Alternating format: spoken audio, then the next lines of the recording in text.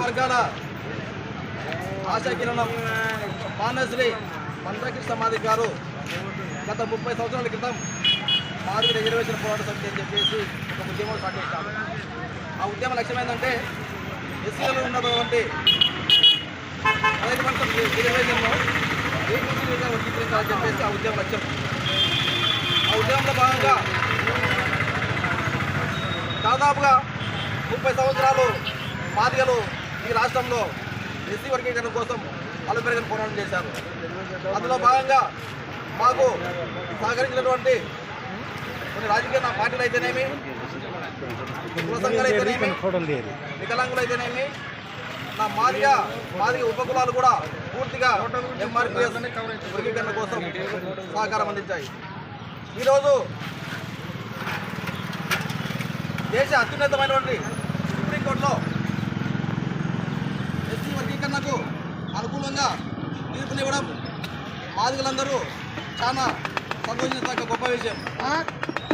అందుకోసం అని చెప్పేసి పోరాటం చేసినటువంటి మాదిగలందరికీ, మాదిగ ఉద్యోగస్తులైతేనేమి, మహిళలకు, మాదిగ విద్యార్థులకు, ఎంఆర్పిఎస్, ఎంఎస్పీ, పిహెచ్పిఎస్ నా పురగజన సోదరులందరికీ నా ప్రత్యేకమైన ధన్యవాదాలు. అన్న రాహుల్ గారిని కొన్ని విషయాలు చెప్పాల్సిందిగా కోరుతున్నాను.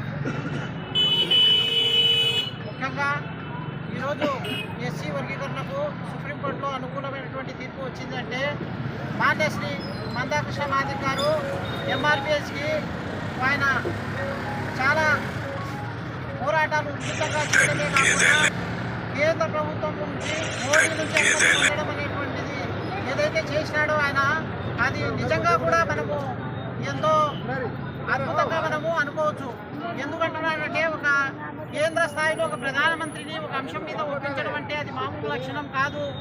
మాన్యశ్రీ మందకృష్ణ గారు చాలా మాదిగల్లోనే ఆణిముత్యం లాంటి వాడు. నిజంగా చెప్పాలంటే ఒక రకంగా దేవుళ్ళ లెక్క మనం భావించాలా. వారు ఏదైనా కానీ అనుకున్నారంటే ఆ పని ఖచ్చితంగా జరుగుతుంది. మనం ఎన్నో చూసినాము. చిన్నపిల్లల హార్ట్ ఆపరేషన్ అయితేనేమి, మా వికలాంగుల పెన్షన్ల విషయం అయితేనేమి, వికలాంగుల యొక్క కోరికల విషయం అయితేనేమి, ఎంఆర్పిఎస్ వర్గీకరణ అయితేనేమి, మా బుడగ సంఘాల వారి యొక్క సమస్య అయితేనేమి, ఇవన్నీ కూడా మందకృష్ణ గారు ఏదైనా కానీ ఒక ఉద్యమం పట్టుకున్నాడంటే దానికి అయిపోయేంత వరకు కూడా వదలడు. కాబట్టి మనమందరం ఆయనను చిరస్థాయిగా ఆయన గుర్తుపెట్టుకోవాలా అని చెప్పేసి నేను ఈ విధంగా కృతజ్ఞత తెలియజేసుకుంటున్నాను.